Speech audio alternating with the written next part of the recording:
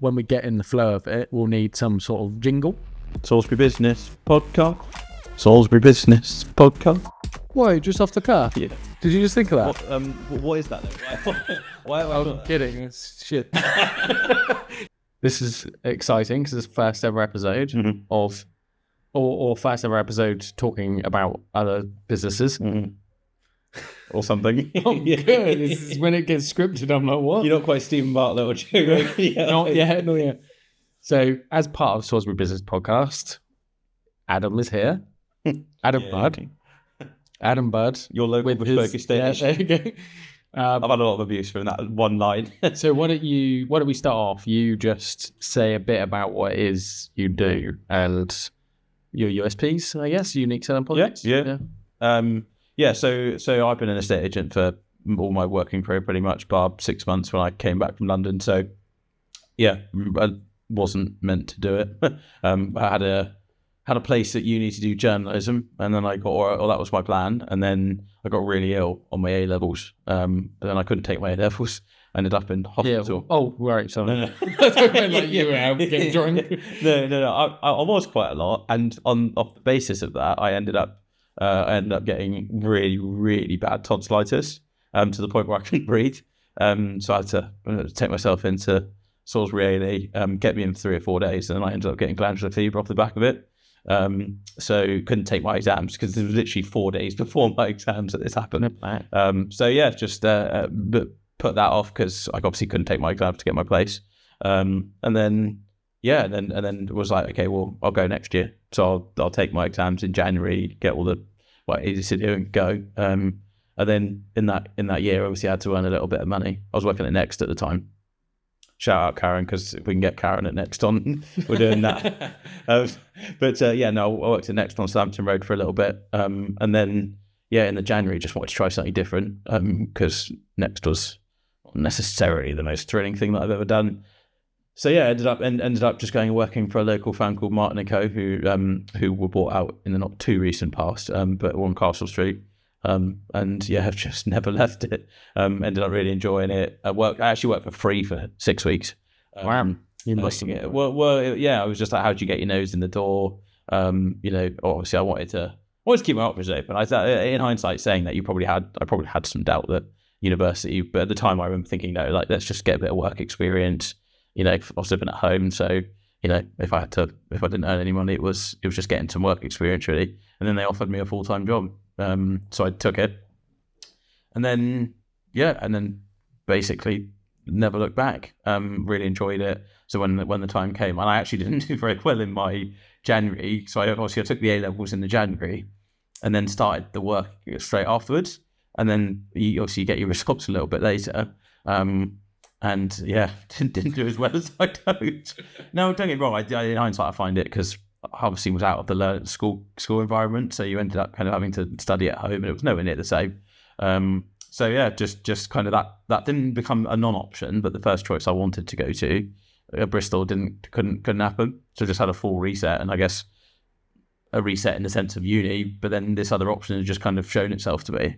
So I just continued on with it. I guess I always thought, okay, maybe this will get boring after a year or 18 months. And then, just never did. So ended up doing lettings, rentals, sales, then started learning sales, and then got a call about a job in Andover, a slightly more senior role.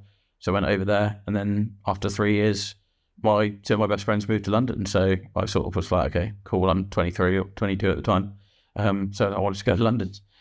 So moved to London, and I guess from there, never looked back. Worked there for a handful of years, and then came back. Doing estate agency, Canary Wharf, and then West London, which was a brilliant experience. I was a bit too young to handle London at the time, I think. It's quite just swallowed me up. Swallowed me up. That was tough. Came back, took a little bit of time out, and then I just got back into estate agency here. For a local corporate company, and then I've never looked back. And obviously the pandemic, I think, for a lot of people changed perspective. There was a lot of people who decided that maybe their life's too short, and I had that epiphany, and I thought, you know what, you always wanted to own your own business. You've always thought I was getting a bit sick and tired of being told what best to do. And I guess, there was people more senior than me as my bosses, so, longer in the industry, more experience, but you always had a gut reaction. I always had a gut feeling that didn't agree with what I was being asked to do, and that there was a better way to do it. It was all about X's and O's, KPIs, all that kind of stuff.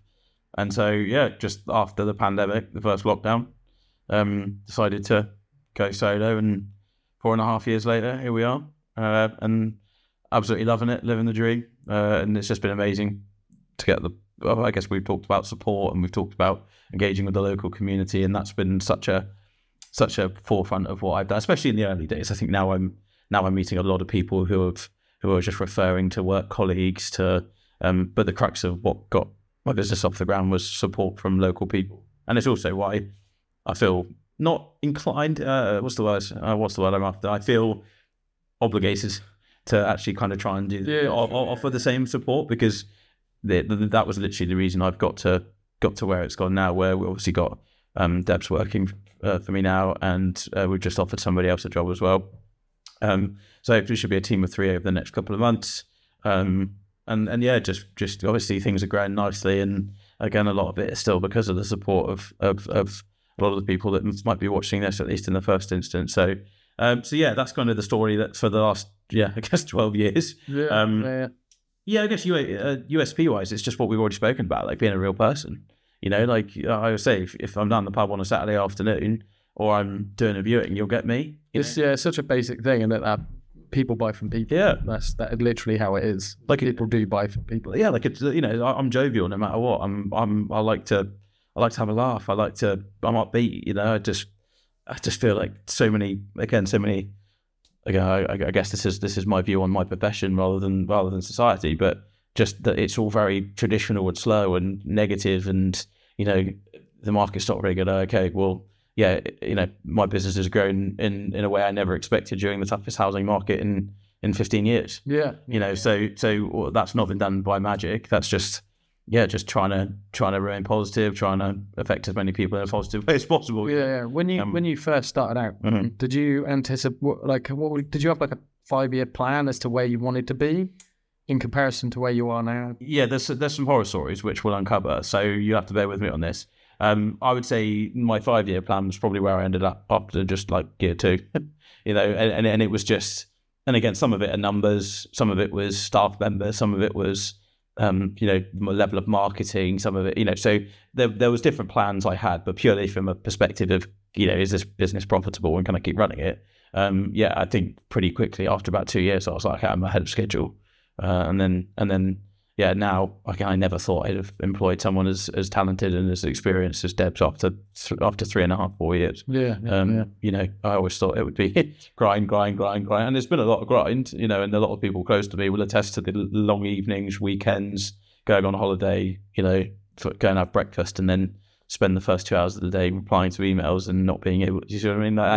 That's a lot of what people don't see, but I think now we've got to the point where there's a good balance, and as I said, team soon to be 3, and there's a growth as it happens. But I think we just try and again do the job with a smile on our face, always make ourselves available. I think in this modern world, 9 till 5 in anything, doesn't really work. Yeah, it doesn't work. I reckon I bought 90% of the clothes I've ever bought online after 8 p.m. in the evening. When I'm on Instagram going through stories, it's always like Tommy Hilfiger always comes up at 8:30, 9 o'clock in the evening. It knows that's when I buy. But you're going to change that now, right? I'm going to change that. You're going to change it now. You're going to shop locally. I'm coming for you. Look, I feel like that's, I feel our buying habits have changed across the board. My industry is so outdated, it's unbelievable. Even the progressive concept of what I'm doing, where I don't have. Everyone always says to me, "Where's your office?" Well, I don't have one. Or the cheekier answer is, "Well, your house." Like your house is my office. I don't need. I hand over keys at people at the house, whereas a lot of agents, they come into the office and collect. So again, it's just a thing of, as an estate agent, not having an office. It allows me to invest in marketing, invest in drone, invest in professional. Photography, and Ellie's great, and she comes in almost every single listing we have. So I'm investing in things that make a difference to the customer's pocket. Yeah, I guess the office doesn't really. It wouldn't. What make does the a office difference, do? though. Yeah. If anything, it will make you then be like, actually, you can come and collect the keys. I absolutely believe with every single fibre of my being that almost every, and again, I'm sure they deny this because they've got one, I actually fully believe that every single estate agent on Castle Street would get rid of their office if it wasn't perceived as a backward step.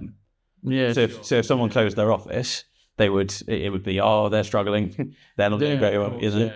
Yeah. Whereas Bad on them, 100%. So I think if I could turn around and say you could click your fingers and everyone would forget that you had it, it wouldn't change their business levels at all. In fact, I think it would take them up a notch because they could start investing in stuff that maybe I do or they've wanted to do but just don't have the budget. It's very true, yeah, because thinking about it now, the times that I've dealt with estate agencies, I've never been in. So I was renting for years, and I don't think I went in there once except for to go and collect the keys. Yeah, that was it. So how hard would it have been just to give up my office and come and bring the stuff over to you? So I think that's such a culture shift, which again, I suppose I took the plunge not considering some of these things, and actually some of the things that I considered haven't ended up being such a big deal, and some of the things that I did or that I hadn't appreciated have become big deals, like maybe offices. So, I think it's just flexibility. It's it's working. It's being contactable outside of traditional working hours. Got a lovely client coming on tomorrow. She works in the ambulance service overnight. So often sleeps during the day. So her times to contact me are often between 6 and 8 in the morning, or later into the evening. Yeah, and that's fine.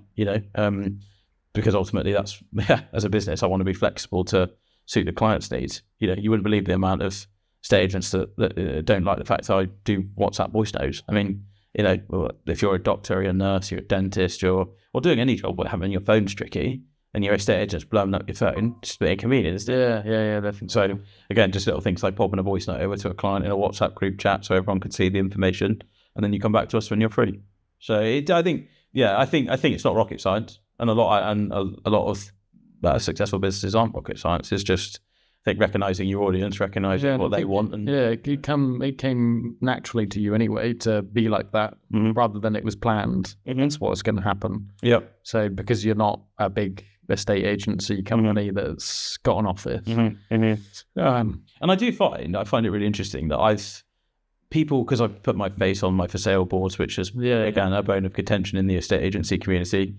I feel like I'm putting my neck on the line because here I am. Here's what I look like. If you phone, you're going to speak to me, or at least for 4 years, you're guaranteed to speak to me. Yeah. So it's just, I think it's just that accountability that I wanted to put forward, but also then people are supporting a person. So again, once they realise that, there was no, by using me, you weren't being, let's support the local guy, but actually he can't achieve the same results. Well, as soon as I quickly showed that my methods were actually achieving better results and higher prices on the street for a similar house, and things were actually, not only were you not getting less money in your pocket, in some occasions you're getting more. Well, then it's like you're supporting a local guy who is just perfectly normal and most of the time, and shows who he is, and just you get the authentic person. Oh, and then also you're not out of pocket for the pleasure. Well, then that's what people want to do. That. I think people revert to choice, as we said earlier. People revert to using the agent they've used before or the business they've used before out of habit, out of, like it's seen as a secure choice, a safe choice. So I think where and ironically, because I get referred by a lot of my business comes from either social media, Facebook, Instagram, or word of mouth referral. And so it's almost like weirdly it's now come full circle. I'm the safe choice. Yeah. Because, it's like I've used him and it was good.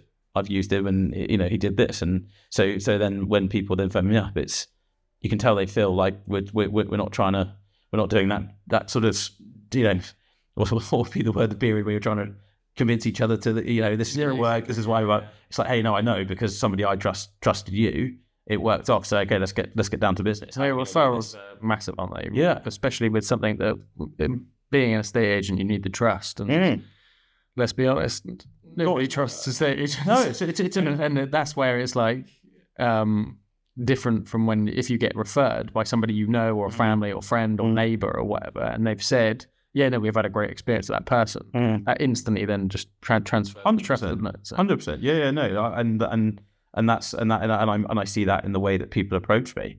In my previous role in Salisbury, where it was for a corporate, like it was always so frosty. It was always so functional, and you just felt like there was a real barrier to entry. It was like, reluctantly, I got to pick up the phone to them, and it never felt like it was. Whereas now it's can you help us?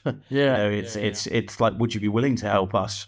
And then when you're getting to the point where people are like, I don't want to inconvenience you. A good friend of mine, Ryan, who worked for me when I was at my previous job, he's moved down and is doing the same thing with me with the XP for North Devon.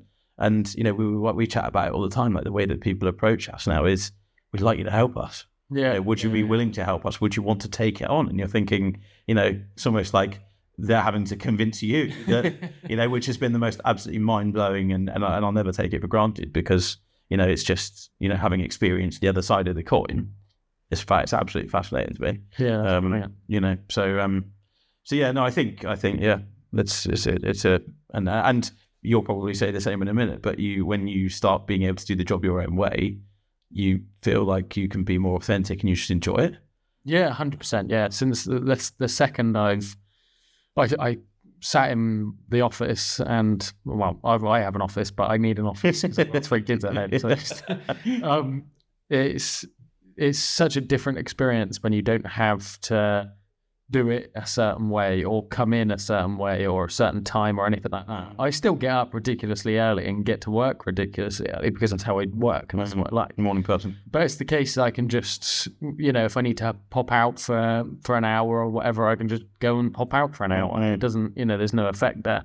And it's more the ability to be as creative as I want with what I'm doing, and it not get sort of pushed away and be like, oh no, we don't want to do that right now. I don't want to do this. It's the case of, if people are coming to me for help, I'll tell them what I think will help them. And in that way, I can be as creative as possible, and they can, say yes.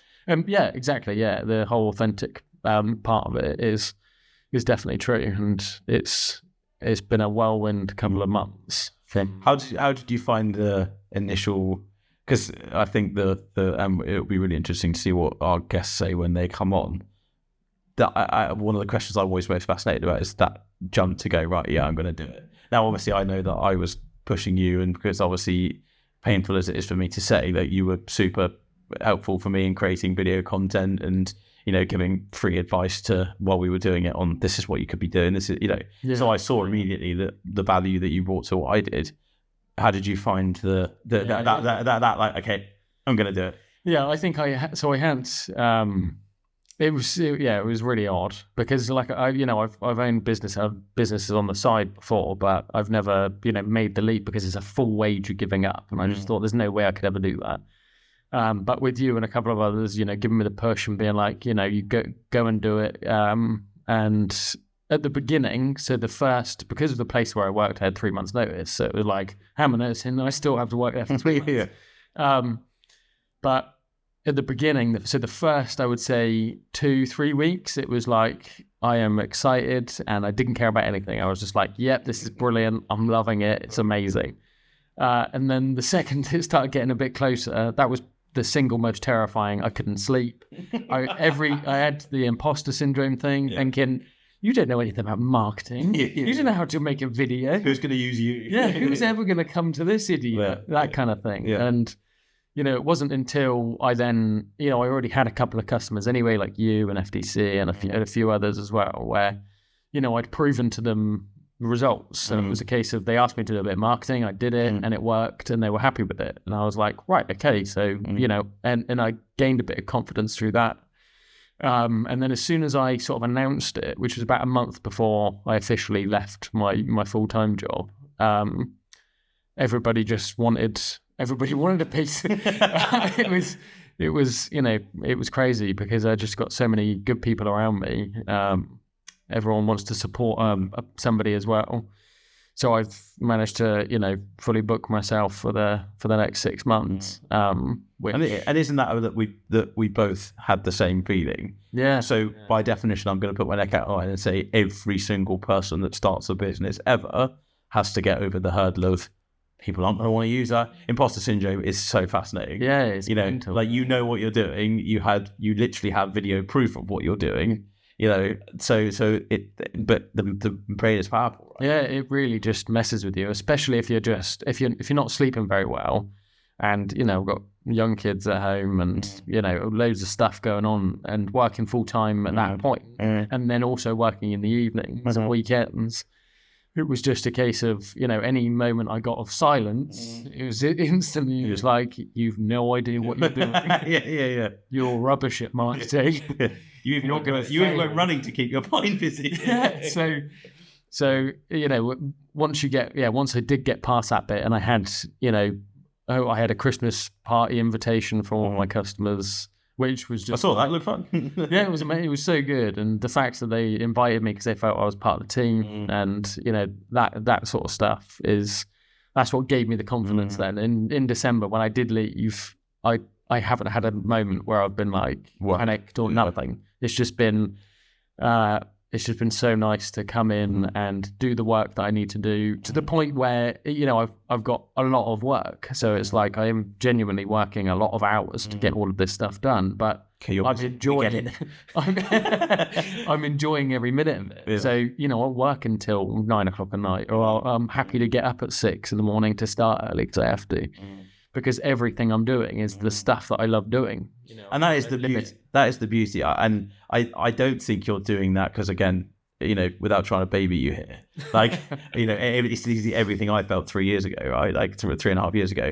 And I think it's, I don't know if it's because you love what you do. Like, you do love what you do, and I love what I do. And I think a lot of people who are considering starting a business, the only bit of advice I would ever say is it has to be in something that you're deeply passionate about, because otherwise, there's just no chance that you're going to do what you need to do to make it succeed. But I fundamentally just think it's yes that you love what you do, but I think it's that you want to make yourself proud. You don't want to let yourself down. Yeah, and you know that if in those early days when you've got to get the quote out quicker than anybody else. You've got to produce a better quality video than anybody else who's pitching for a project, or you've got to show that actually you are the best. But like, I just think that desire to make yourself proud, if you've got external motivations to make other, I think that's such a fundamental part of it, and it's why, yes, you have to pick something you love, but I think the core of it is you have to be motivated, and you have to have that real desire to not let it fail. Yeah, definitely. Again, like, consistency over quality almost. Like, you can be as good as you want, but if you're not consistent with it, I think that's such a fascinating concept. Yeah. And obviously it's easier to do when you love something. So what would be your word of advice to anybody who, because you're recently in that position, and there will 100% be people watching? Don't listen to your own thoughts. That's like, that was literally the only moment of, if it is something that you genuinely love to do, and you're also really passionate about it, and you are good at it, and you know what you're doing, then there's nothing stopping you. You'll be absolutely fine. There's no doubt. It's that moment of where your brain tells you that you're not good enough to do it, and that you're going to fail. That was just the only point. That once you get past that, then you're fine and you're flying. And it's not. And I got it in my head that, the worst case scenario, if it did fail and it did flop, I'd be homeless on the streets kind of thing. Just go get another job. Yeah, that's the thing, is that you just pick yourself up again, and you just go and get a job if you have to. If it doesn't work out. But taking the leap is the hardest part, and it's taken me 4 years of thinking about it to actually do it. And I've got a confession to make as well. Okay. I when you helped me out in the summer in a place in Alderbury, I knew I probably wasn't going to take your services at that time, because there was a few things going on, and Debs had just started, and but I'm pretty certain I might have baited you into saying, yeah, I'll do this, and I'm certain if I scroll back on my messages, you're like, okay, I've handed in my notice. When we started, and I'm sat here thinking, I don't know if we are. Obviously we're doing something now, and we've got other stuff going on behind the scenes, haven't we? But with regards to just working together on each other's direct businesses, but But yeah, that was always the plan. At the time, I'm pretty certain I might have shut you Oh, out. you did, yeah. At the time, that was the panic moment, was when, actually, you might not do it. But I've just had a minute now. No, it wasn't, It wasn't quite that calculated, but you get the point. Like, I just thought to myself, like, if I need to, and look, if obviously you ended up smashing it, and people are coming. I ended up nearly not being able to fit you in. yeah. Which suddenly I felt that reverse panic. I was like, oh my god, get in. But yeah, no, I think that was. And look, we're slightly jesting here, but I do remember, you doing it and then saying, so you made the invite. I was like, yeah, maybe not now. and there's obviously you done. But again, fight or flight is fascinating. You obviously, we're all in that position where you and if anything, it's just interesting to see how much willpower you've got and see where you're at, because everyone's so much stronger than they think. Yeah, so it's the willpower thing is definitely in it, because at the beginning it was a case of, I got to a point in the panic mode where I thought maybe I'll just cancel my handing in notice. Is that a thing? Can I do that? Yeah. I wanted to leave. Yeah, sure, it's just don't worry about it. Maybe not anymore. Rewind. So I did get to a point where I was a bit like, am I actually gonna hand my notice in? Or like, should I genuinely ask for my job back? But it was a thought in my head, and again, I had so many people sort of like, just go and do it. Stop thinking about that. Go and do it. You can do it. And it soon flipped over. But it's such an up and down roller coaster through that time, especially having 3 months of notice. There's so much time for it to go up and down. Yeah. And 1 minute you've got somebody who's really positive about going with your services, and then the next minute they're like, actually, nah. And that was the there's the panic mode of, did I contribute to your sleep last night? Yep, multiple. All right. But so did a few others. It was like, am I going to carry on with that? But it got to a point where somebody would text me and I'd be like, oh, please don't be cancelling. Look, and then they're like, oh no, I'll renew you for another 12 years, and I'm like, right, okay. But then it's again, everybody out there. I think the one of the most fascinating things that we as humans do is we think that only we suffer from problems, as in, i.e., like everybody else is fine, and I'm the only person that's stressed. I'm the only person that has self-doubt. So my ankle. It's only your ankle that has. I can confirm. But do you know? Like, I again spoken to PTs, and they've said, yeah, like, you set up you get your PT qualifications and you've got one client, you're creating content and you're pumping it out to 40 people. And then a year later, you've got 2,000 followers and 45 clients. Well, the process is the process. Early days, I used to panic. I'd go out to someone's house and I'd see them and I'd give them a valuation and this is what I do. And like nothing would come back from it. And you'd sort of be like, okay, well, we're going to use somebody else. And you sort of go, oh God, like that's $3,000. There's a $3,000 plus VAT fee that I just lost out. Yeah. Like, oh my God, like that's a major deal. And you do go through those self-doubt phases, the same thing where, oh God, did I do something wrong? Oh my God, imposter syndrome. And now it's like you're going out to speak to clients and going, hey, this is what I do, and this is the value that I can add. And I'm going out there saying, hey, I know what I do. I'm not going to try and be somebody else because I believe in the way I work. So if not if you want to work with me, but here's what I do, here's what I specialize in. If you think that's the way you see it, and you can actually be more authentic, and then because you're more authentic, it comes across to people, and then they want to work with you. So then just by being yourself and being honest about your skill set and I've said everyone's unique. Yeah. There could be somebody set up another marketing agency or an independent estate agent tomorrow. And what? And yeah. Don't think about it. Because you'll have two enemies. But it do you know what I mean?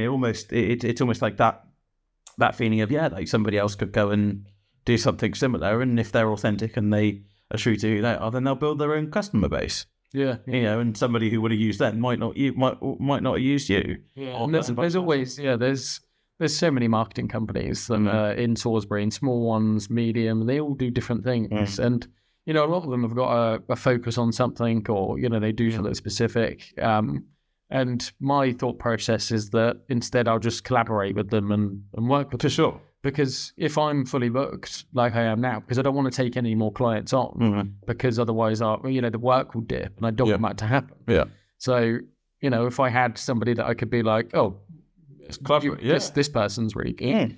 So I'm not one to be going to burn bridges. I honestly think the culture in certainly again collaboration versus competition is a huge thing in a estate agency. Like you collaborate and you join forces, and who wins? The client. But we're so much like me. We're actually, I think, sounds a bit self-righteous and a bit virtue signaling. But if you can get to the point where you can work with, I went to a house the other day and sort of 1.4, 1.5 million, and I turned around and my pitch was, hey, look, you might use me to do the photos and the video and the drone and things because I feel like I do that better than anybody else. But actually, if any of the other estate agents look at the listing and go, I think I might have a client for that, because again, a lot of our job is without getting into the finer details, right move, and so you think, well, anybody would come to me. But if another agent did have a client, a friend, a long-term associate, or whatever that they wanted to, well, give us a call and we'll work something out. Yeah, sure. It doesn't have to be, let's go to the owner, let's try and get them to shaft Adam, let's try and get them to kick him off the listing. Like let's work together. And I think in any industry where the customer is the beneficiary, you want to be collaborating, don't you? Definitely. So what's the okay, so here's a question. What would you say is the biggest challenge about your job or your business? I would at this point now, it's about when I'm gonna do my own stuff. So because I've obviously got the client, and that's taken up a lot of my time anyway. So I've only just launched my website, which I plan to do in November. I got so busy. So right now it's a case of I'm a marketing person and I haven't got any followers on Facebook because marketing person who can't market. I haven't attempted. I haven't had an opportunity to actually push anything in that out there.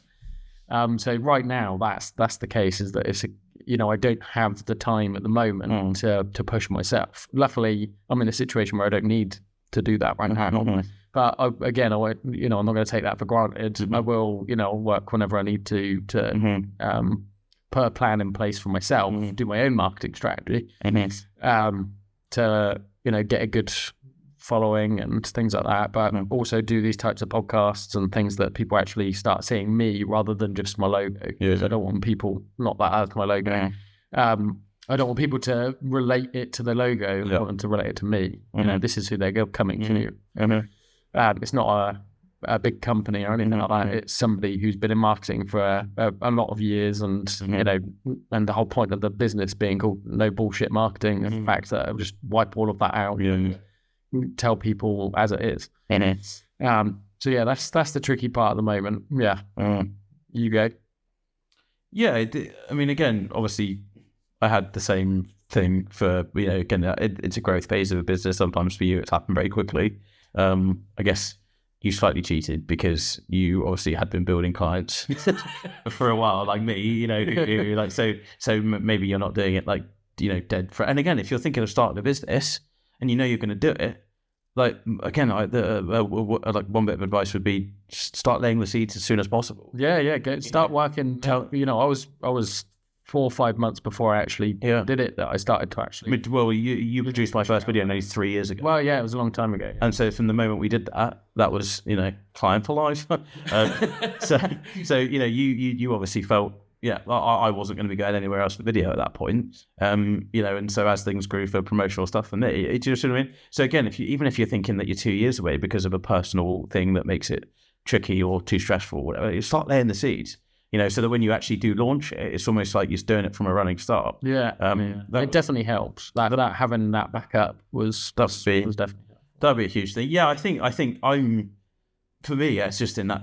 For me, it's got to that stage of just managing my work-life balance. Like, again, I constantly feeling like there's something you could be doing. Again, I'll sometimes work until 8, 9 at night. I think sometimes it's about saying, do you know what? I've done all the important, really key stuff that I had to get out the door as an emergency. That can wait till tomorrow. Or that can, manage that. And again, sometimes you put too much pressure on yourself as when it's, again, your face on the door and your name on the papers, because you know that there's no account. It's your 100% accountability.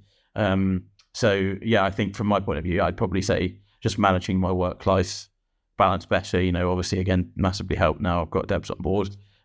Because if I go on holiday, I don't necessarily need to wake up at 10 o'clock or wake up early, go and have breakfast and then do 2 hours worth of work. Wake up at 10? That's a late wake up. Yeah.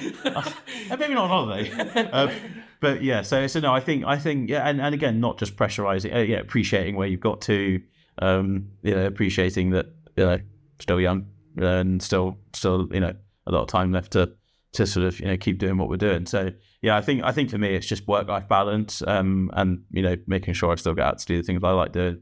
Because again, probably blessed at this point that after 4.5 years, a lot of the hard yards to put the foundations are in, and actually now it's a case of if I burn out too soon because I'm working stupid hours, that's it. I think that's where I've learned a few things from that and from other people that are burning out right now, or that have burnt out previously, or mentioned it. So that's what I'm trying to avoid now, because 3 kids at home, and other stuff going on, and then this going on. I'm sorry. This is a burden for you.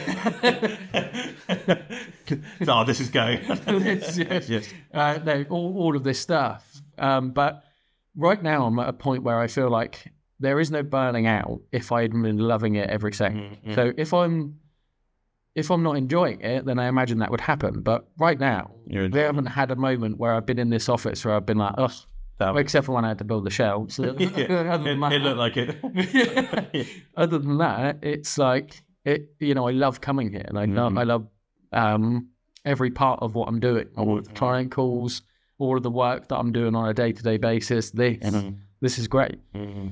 So I got a bit emotional then, didn't I can tell you 4 years you won't be saying that.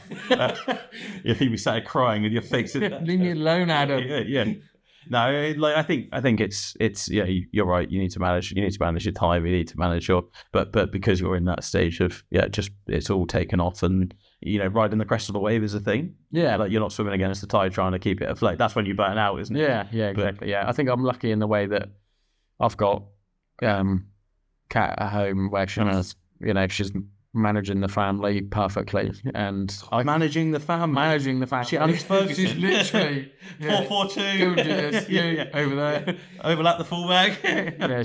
She's doing a great job managing, holding the fort. I'm sure she'll be so Kat. Being a great parent. Oh my word. Yeah, great manager. Good job. Spade behind you, mate. It's keep twigging. She's managing. She's doing all of that. I said managing again. She's holding the fort. I'm here making money. There you go. That might be the worst 40 seconds of the podcast. I was thinking in my head, sorry, when you were talking, I was like, what can I say next? And I know you shouldn't do that, but... You can tell you where that I thought, I know, actually, I shall love this. I'll plug. You just said your partner was managing everything. Not Superwoman, not Wonderful Mo, just manages everything at home as if it's a bookkeeping exercise. Sorry. That was one of the worst things I've heard. What I meant to say, I'm not even going to go anymore. You get it. Love you. Bye. You've dug such a big hole that I can't even. Well, on that note, we'll end it there. But yeah, obviously we'll talk more about guests can ask us questions if they've got anything. Yeah, and I think we'll have our own ones where we'll chat about what you do. Mm-hmm. It might help another estate agent that's somewhere else. Not anywhere local. We're banned. Yeah. Banned from all local estate agents only. Yeah. That's what you're giving your tips to. Yeah. But yeah, no, that'd be good. And then we'll chat about stuff, and obviously marketing will be that's always a big part of anything anyway. So all right. It's the most important part of a business. Yeah. Sadly, I'm inclined to agree at this point. Yeah, there you go. But no, sounds good. All right, well, this is a bit where we're going to have to figure out what to do, because I don't actually know how to end this. Thanks for listening. And we'll see. But it's not like a YouTube channel. We'll see you next week. Yeah. Okay. Yeah. Well, thanks for coming on. While you're there, the host. Thanks for being here today. Thanks for being the dummy. Yeah. Thanks, Kat. For managing everything. And that's there you go. The end of the episode. Yep. Catch you on episode 2, which will be out soon with a guest that we're excited to reveal. Yeah, we could do a little reveal, like blurred face. Yeah, maybe. And then again, do a little poll to see if anyone guesses. Oh yeah. And if anyone gets it right, they can have a little voucher somewhere. I don't know. We'll think about that. But catch up with you soon. Yeah, we won't write that down. When we get in the flow of it, we'll need some sort of jingle. Salisbury Business Podcast. Salisbury Business Podcast. Why, just off the cuff? Yeah. Did you just think of that? What is that then? Why I'm kidding. It's shit.